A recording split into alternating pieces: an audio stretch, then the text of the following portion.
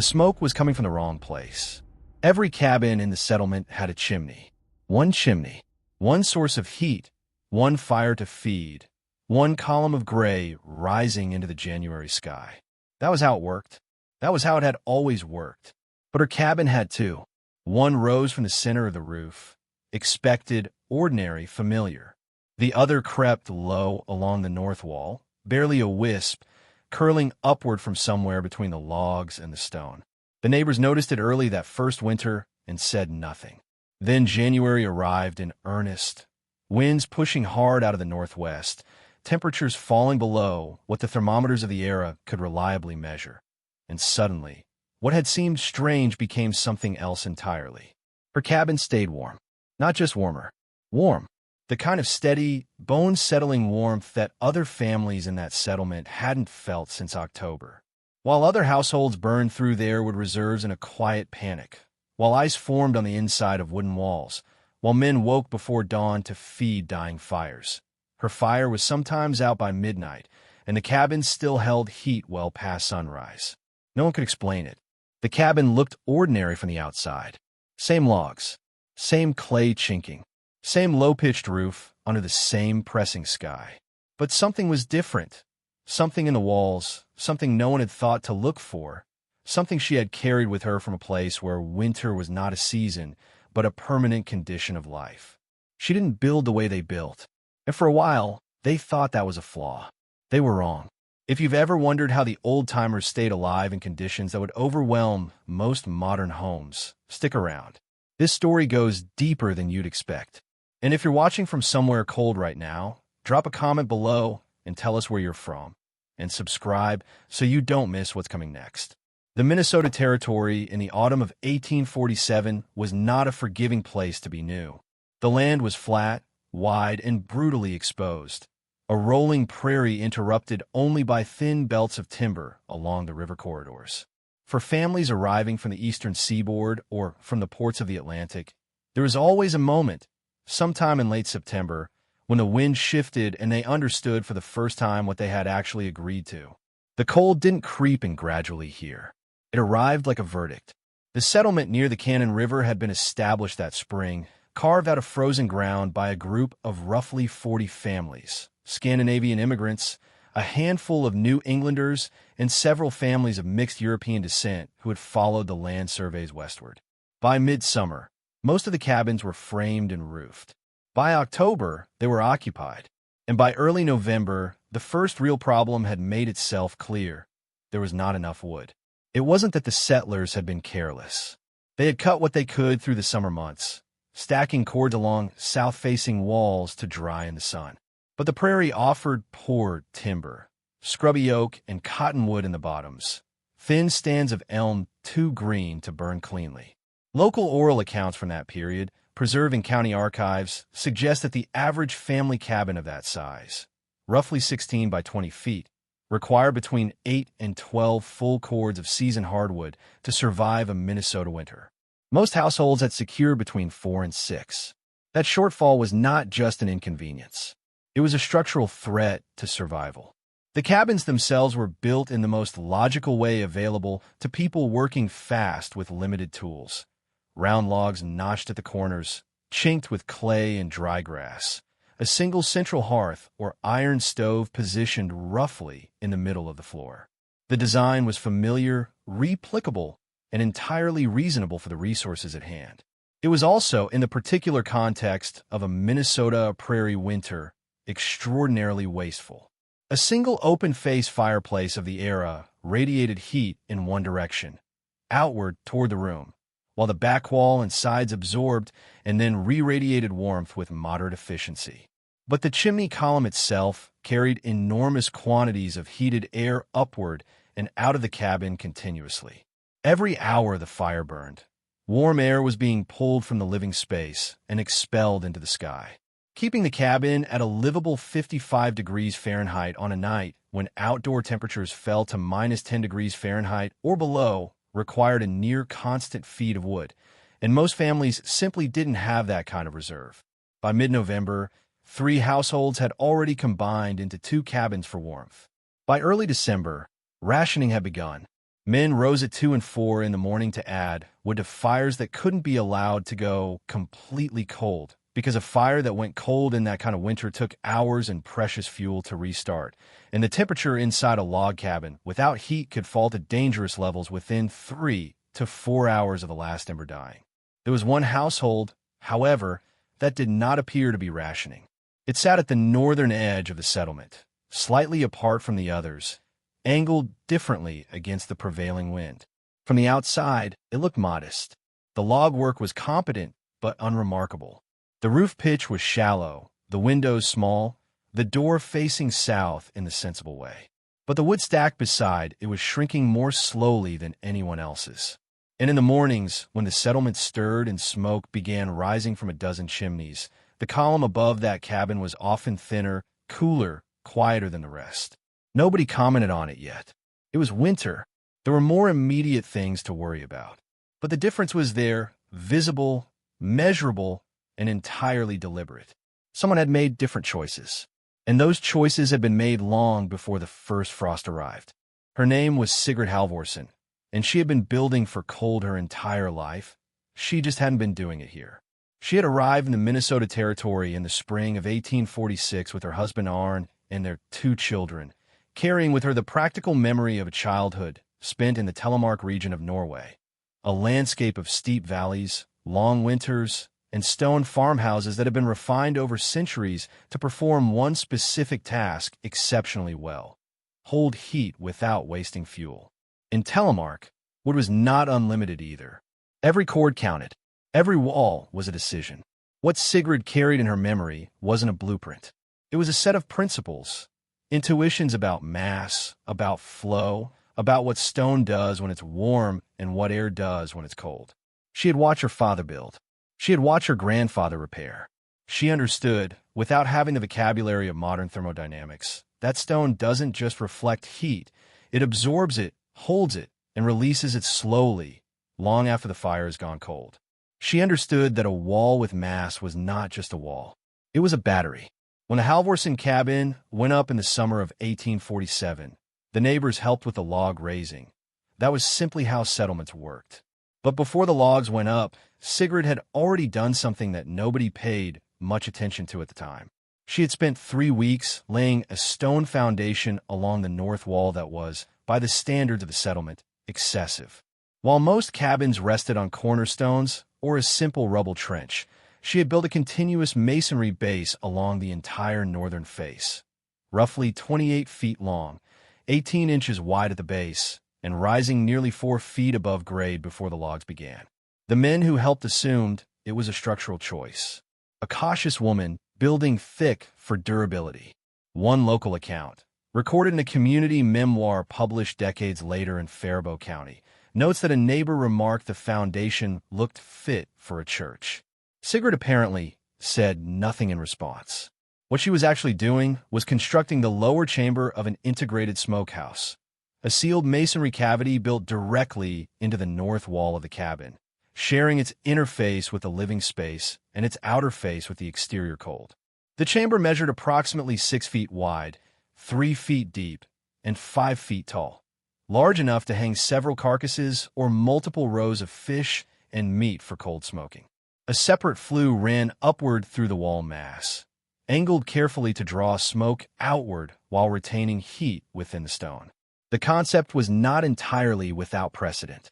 In parts of Scandinavia and northern Finland, there existed a long tradition of integrating food preservation and heating functions into the same masonry mass. Recognition that the energy required to smoke meat was energy that didn't have to be wasted.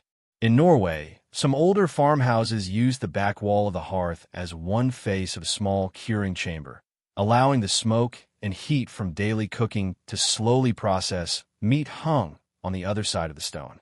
Sigrid had grown up near one such farmhouse. She had simply scaled the principle and moved it to the frontier. The key difference between her design and a conventional external smokehouse was thermal. A freestanding smokehouse, the kind every other family in the settlement had built or planned to build, was a single-purpose structure with no insulation and no connection to any heat source beyond the smoking fire itself. It preserved food adequately, but it contributed nothing to the warmth of the living space. Every BTU generated inside, it went into the ground, the air, and the surrounding walls, and was lost. Sigrid's integrated chamber did the opposite. When a smoking fire burned inside the wall cavity, the sandstone and limestone blocks surrounding it absorbed heat radially, outward into the cold exterior air, yes, but also, and far more importantly, inward through the shared wall face into the cabin. The stone didn't heat the room like a stove, with a sharp spike of radiant energy. It heated the room like a hand warmer tucked inside a coat, slow, steady, persistent, releasing its stored energy over 6 to 10 hours after the fire had died. She had built a machine disguised as a wall, and not one person in the settlement understood what they were looking at. The criticism began in August, when the wall was still going up. It wasn't loud. These are not the kind of people who quarreled openly. Most of the settlement's men had known each other long enough to understand that conflict in a small, isolated community was a luxury nobody could afford. But the remarks came, quietly, the way frontier skepticism usually did. In passing, while splitting wood or adjusting harness, a comment dropped like a stone into still water. She's using half the valley's fieldstone on one wall. That's a smokehouse she's building, not a cabin. Arn lets her do it her way, I suppose. That last remark was the sharpest and the most telling. In 1847, in a settlement of the Minnesota Territory, a woman directing the construction of her own home's foundation was not entirely unusual. Women on the frontier frequently made structural decisions out of sheer necessity, but it was noticed. And when the decision in question appeared, to outside eyes, to be excessive and impractical, the notice carried a particular weight. The stone itself was the most visible point of contention. Fieldstone on the Minnesota prairie was not rare, but it was not effortless either. Gathering enough suitable stone for a continuous masonry wall required multiple trips by ox cart to the riverbed, careful selection of pieces that would bond and stack without cracking under freeze-thaw cycles, and a significant investment of time during a season when time was the most precious resource a settler possessed. Every hour spent hauling stone was an hour not spent cutting firewood, breaking sod, or putting up the final roof boards before the first frost. By the estimation of one neighbor, whose account appears in a letter preserved in the Minnesota Historical Society's collection of settler correspondence, Sigrid used somewhere between 3,800 and 4,200 pounds of mixed sandstone and limestone in the north wall construction alone. At a time when most cabins in the settlement had foundations totaling less than half that weight, the quantity was conspicuous. It looked, to the untrained eye, like stubbornness. Like the particular, unmovable confidence of someone who didn't fully understand the constraints she was working under. What made the situation more complicated was that Sigrid offered almost no explanation. When asked directly why the wall needed to be so thick, she reportedly gave answers that were practical but incomplete. She mentioned cold, she mentioned durability, she mentioned the way stone holds warmth. These were not satisfying answers to men who were already anxious about their own wood supplies and who could see, very clearly, that the time being spent on that wall could have been spent on measures with more immediately obvious returns. A thicker log wall, more chinking, an additional cord of wood. The smokehouse cavity itself, the internal chamber, wasn't fully visible from the outside once the exterior stonework was complete. The outer face of the north wall looked like any other heavy masonry foundation. Rough, solid, unremarkable. The small iron door set into the exterior wall, through which smoking wood would later be introduced, was easy to overlook. It sat low, partially obscured by the log overhang above it, and it was fitted with a tight closing latch that kept the seal when not in use. From the inside of the cabin, the shared wall face was simply a smooth stone surface, mortared flat, plastered over in sections with a mixture of clay and fine sand. It looked like a wall. It felt, if you pressed your palm against it in the evening after a smoking fire had burned that afternoon, noticeably warmer than the surrounding log walls. But that was something only the family would know. From outside the cabin, there was nothing to see. Arn Halvorsen said little during this period, according to the community memoir.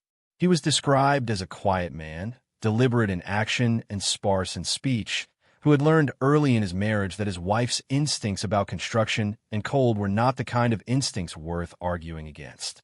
He split the stone she asked for. He mortared where she directed. And when neighbors raised an eyebrow, he would say only that she knew what she was doing and leave it at that. By the time the logs were raised and the roof was on, the wall was complete and invisible. The smoking chamber was sealed inside the north face of the cabin, ready and waiting. The neighbors moved on to their own last-minute preparations as October closed in. The conversation about the stone faded. There were other, more urgent things to think about. The cold was coming, and it didn't care in the slightest whose wall was thickest. To understand what Sigrid had constructed, it helps to set aside for a moment the way we typically think about a cabin wall. In conventional frontier construction, a wall had one job: separation. It kept outside air out and inside air in. Its effectiveness was measured almost entirely by its ability to block wind and slow the passage of cold through its mass. Logs did this tolerably well. Clay chinking improved the seal. A thicker wall was generally better than a thinner one, but only up to a point. Beyond that point, more material simply meant more weight and more labor with diminishing thermal returns. Sigrid's north wall did not follow that logic. It was not designed to be a better barrier. It was designed to be an active participant in the cabin's heat economy, a system that generated, stored, and released thermal energy on a schedule that matched the rhythms of frontier life. The geometry of the integrated smokehouse was the first key. The chamber sat inside the wall mass, bounded on three sides by stone. The outer face exposed to exterior cold, the two lateral walls connecting inward, and the shared interior face, which formed part of the cabin's living space. The chamber ceiling was arched slightly, in the manner of traditional Nordic smoke ovens, to encourage heat stratification. The hottest gases rose and pressed against the upper stone before being drawn toward the flue, transferring their energy into the masonry before escaping. The stone itself was critical. Sigrid had been selective at the riverbed. Not all stone is equal in thermal performance, and a woman who had grown up around working masonry knew the difference between a stone that would absorb heat and hold it and one that would simply conduct it straight through to the exterior. She chose primarily fine-grained sandstone for the interior chamber walls, a material with a relatively high specific heat capacity, meaning it requires a significant amount of energy to raise its temperature, but releases that stored energy slowly and steadily once the heat source is removed. The exterior face of the wall incorporated more limestone, which provided structural durability and some resistance to moisture infiltration. The physics of what happened during a smoking session were straightforward, though the effect was invisible to anyone not specifically looking for it. When a smoking fire burned inside the chamber, a low, cool fire fed with green applewood or wet hickory, producing dense smoke rather than high flame. It generated sustained heat over a period of 3 to 5 hours. That heat did not merely fill the chamber. It pressed outward in all directions, conducting through the stone according to the laws of thermal diffusion. The outer wall lost some of that energy to the exterior, but the interior face, the wall surface inside the cabin, gained it. Stone of this mass and composition, once fully heated to its core, would continue radiating warmth into the living space for between 6 and 10 hours after the fire inside the chamber had been extinguished. This was not a dramatic, stove-like blast of heat. It was a persistent, even warmth, a background hum of thermal energy that raised the baseline temperature of the cabin measurably and consistently, without requiring any additional fuel beyond what the smoking process itself demanded. There was a secondary benefit that Sigrid likely understood intuitively, though the precise chemistry would not have been in her vocabulary. The smoke and fat residue from the curing process, the rendered drippings, the condensed creosote, the oil from smoked fish, gradually impregnated the interior stone surfaces of the chamber over repeated use. This coating acted as a natural sealant, reducing moisture absorption by the stone and improving its resistance to the freeze-thaw spalling that destroyed so many masonry structures on the frontier. The more the chamber was used, the more durable and efficient it became. It was a system that improved with age.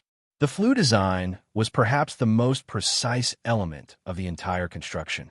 Sigrid had built a dual-channel system inside the wall, a primary channel that carried smoke from the chamber upward and outward through the exterior wall face, and a secondary bypass, a narrow slot, approximately 3 inches wide, that connected the upper chamber to the interior chimney mass of the cabin's central hearth.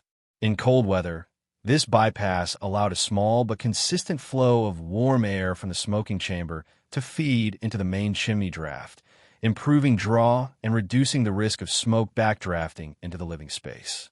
It was in total a structure of considerable ingenuity, designed not by a trained architect or engineer, but by a woman who had spent her childhood watching stone and fire interact in the hardest conditions the North Atlantic coast could produce. She had built it from memory, from instinct, and from a clear-eyed understanding of what the winter ahead was going to demand. By November, the chamber had been used 3 times, once for a side of pork, once for a batch of fish brought up from the river, once for a small quantity of venison. Each time, the interior of the cabin had warmed measurably and held that warmth well into the following morning. Sigrid noted it. Her children noticed it. The way the north wall was warm to the touch hours after supper. The way the cabin floor stayed above freezing even on the coldest nights. Nobody outside the family knew what was happening. Not yet. January would change that. The storm that arrived on the 4th day of January 1848 was not the worst in Minnesota Territory's recorded history.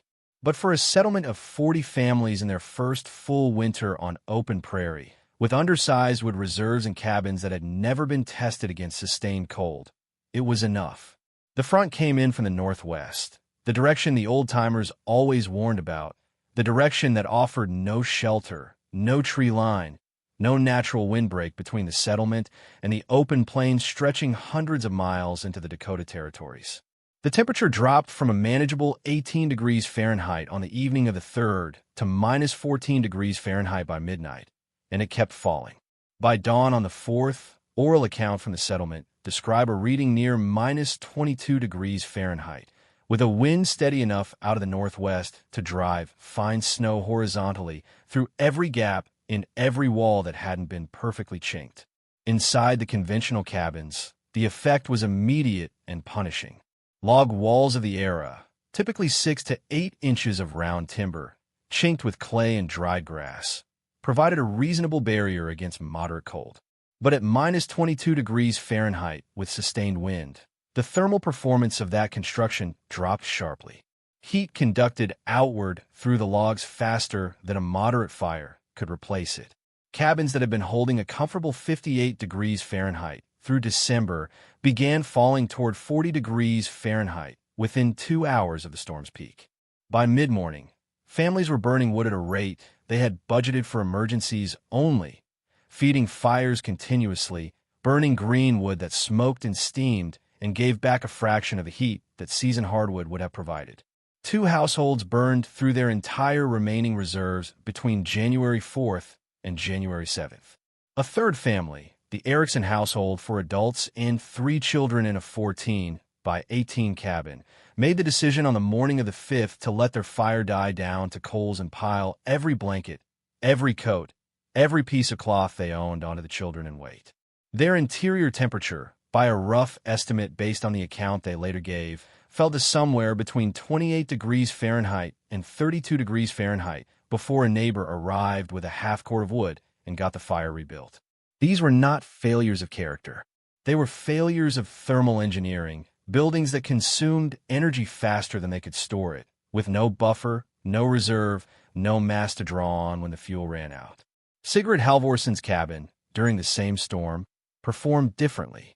She had fired the smokehouse chamber on the afternoon of January 3rd, not because she had anticipated the storm specifically, but because it was her established pattern. Smoke a batch of meat every 4 to 6 days through the winter months, keeping the preservation cycle running and the wall warm. On this occasion, she had hung a rack of venison in the chamber and burned a slow fire of green alder for 4 hours, then sealed the iron door and let the stone do its work. By midnight on the 4th, the peak of the storm, The north wall of the Halvorsen cabin was radiating heat into the living space at an estimated surface temperature of between 74 degrees Fahrenheit and 79 degrees Fahrenheit. This was not an open fire. There was no flame, no visible heat source, no additional wood being consumed. It was stored energy locked inside 4,200 pounds of sandstone and limestone, releasing itself slowly and steadily into the room through basic radiation and conduction. The cabin's central hearth was running at half the rate of neighboring households. Sigrid fed it twice between midnight and dawn. 2 modest additions of seasoned oak, enough to maintain a moderate flame rather than the roaring, fuel-hungry blaze that other families were forced to sustain just to stay above dangerous temperatures. At 7 in the morning on January 5th, when the wind had dropped slightly and the temperature outside sat at minus 18 degrees Fahrenheit, the interior temperature of the Halvorsen cabin was 61 degrees Fahrenheit. Across the settlement, the average interior temperature of comparable cabins during the same window was between 31 degrees Fahrenheit and 38 degrees Fahrenheit. That gap, more than 20 degrees Fahrenheit on the worst night of the winter, was not luck. It was not extra wood. It was not a better stove or thicker blankets or any of the variables that people would later suggest when trying to explain it away. It was the wall. Specifically, it was what the wall had been doing quietly, invisibly, all night long, absorbing heat during the smoking session the day before and releasing it back into the living space across 12 hours of brutal cold. Sigrid woke her children that morning, fed them a warm breakfast from the pot that had stayed above freezing on the hearth all night, and looked out through the small south-facing window at a settlement that was, in various states, struggling. She didn't feel superior.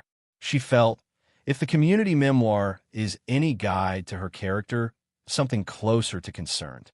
She had known what her wall could do. She had not expected to need to explain it this soon. It was Gunnar Strom who came first. He arrived at the Halvorsen door on the morning of January 6th, hat in hand, with the particular expression of a man who has spent the previous 48 hours being cold and frightened, and who has decided that pride is a luxury he can no longer afford. He was a large man, a former carpenter from Bergen, and he had been among the more vocal skeptics of the north wall construction the previous summer. He did not mention that now. He said his family had made it through the storm. He said the Eriksson children were fine. The neighbors had arrived in time. He said the settlement was accounting for its losses and finding ways to share what remained. And then, after a pause that the community memoir describes as lasting long enough to be uncomfortable, he asked a single question. How did you keep it warm?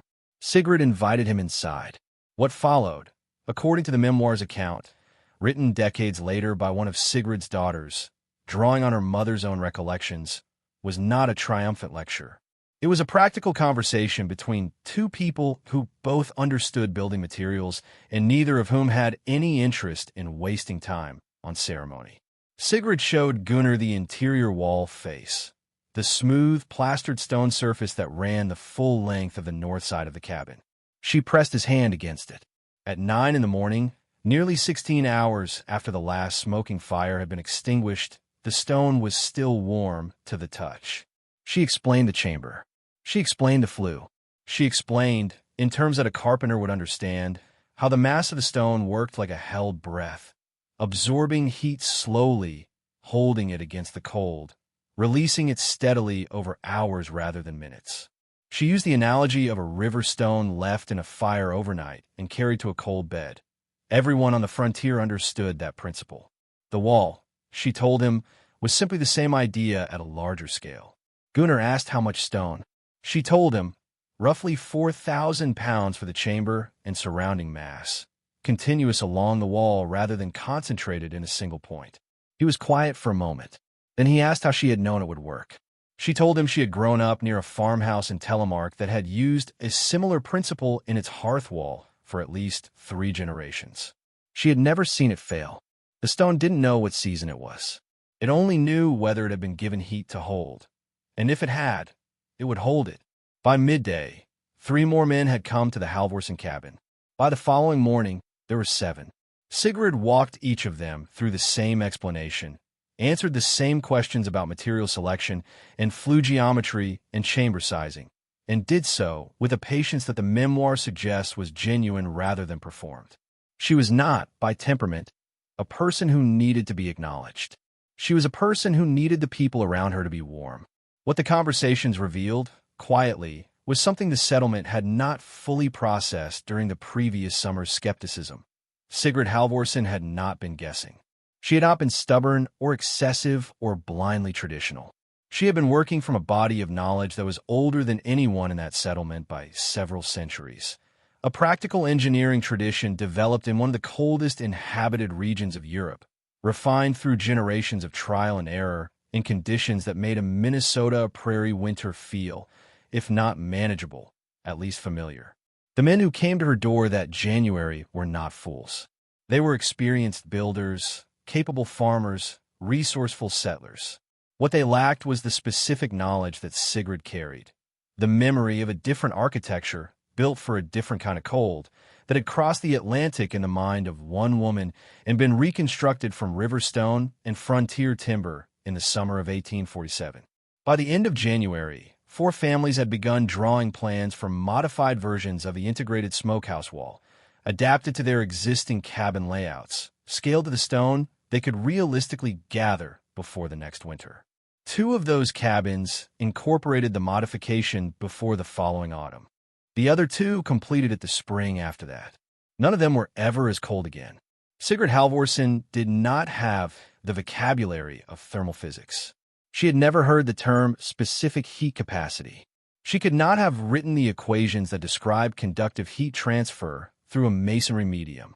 But she understood, in the way that practical builders always understand the materials they work with, something that took formal engineering science considerably longer to articulate. That mass is a form of memory.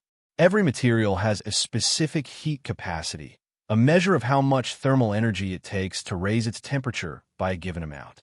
Water, for instance, has an exceptionally high specific heat capacity, which is why oceans moderate coastal climates and why a hot water bottle stays warm through the night. Stone is lower than water, but substantially higher than wood, air, or most conventional insulation materials. Fine-grained sandstone, the material Sigrid selected for the interior chamber walls, has a specific heat capacity of approximately 0.19 BTU per pound per degree Fahrenheit. Across 4,200 pounds of stone, that number becomes significant. When the smoking fire inside the chamber burned for 4 hours at an average firebox temperature of between 250 degrees Fahrenheit and 350 degrees Fahrenheit, a low, sustained smoke-producing fire rather than a high-heat cooking fire, it transferred a substantial portion of that energy into the surrounding stone. The interior chamber walls, the ceiling, and the shared interior face of the cabin wall all absorbed heat simultaneously, conducting it inward through the mass at a rate determined by the stone's thermal diffusivity. Sandstone conducts heat more slowly than granite or dense limestone, which is precisely why it was the better choice for this application. Slower conduction meant the heat took longer to move through the full thickness of the wall and longer to begin releasing on the interior side.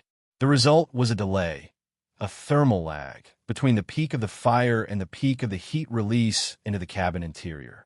In Sigrid's wall, that lag was estimated, based on the wall thickness and material properties, at between 4 and 7 hours.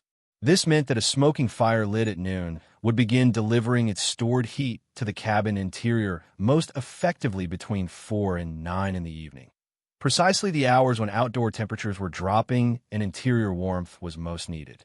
By midnight, the wall was still radiating. By 6 in the morning, the surface temperature of the interior stone face had dropped perhaps 15 degrees Fahrenheit from its peak, but had not gone cold. This is fundamentally different from what a cast iron stove or an open hearth does. A stove heats a room rapidly and dramatically when burning, then cools rapidly when the fire dies. The heat it provides is immediate and intense, but it has no thermal memory, no stored reserve to draw on once the fuel is exhausted. A room heated by a conventional stove can lose 20 to 30 degrees Fahrenheit within 2 hours of the fire going out on a cold night. A room partially heated by a thermal mass wall, even a modest one, loses temperature far more slowly because the wall itself is still giving back the energy it absorbed hours earlier. The secondary effect of the fat and smoke impregnation on the chamber stone was equally real, if less immediately visible. Over repeated use, the carbon deposits and rendered animal fats that accumulated on the interior chamber surfaces formed a progressively denser coating that reduced the stone's porosity.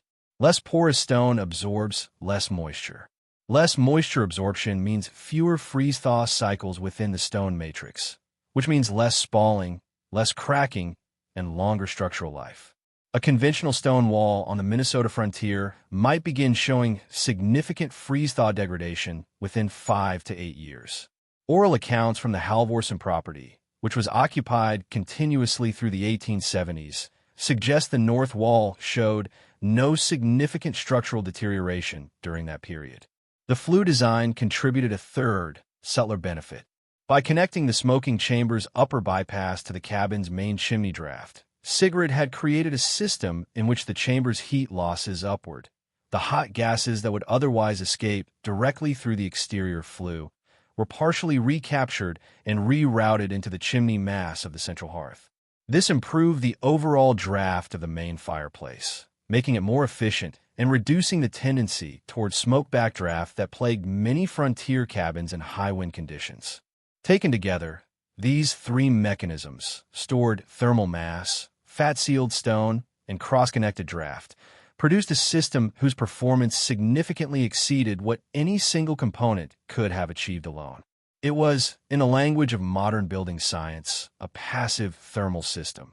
It required no additional fuel beyond what the smoking process demanded, produced no additional labor beyond what food preservation already required, and continued performing its heating function for hours after the active fire had been extinguished. The settlers who came to learn from Sigrid that January were not, in the end, learning a trick.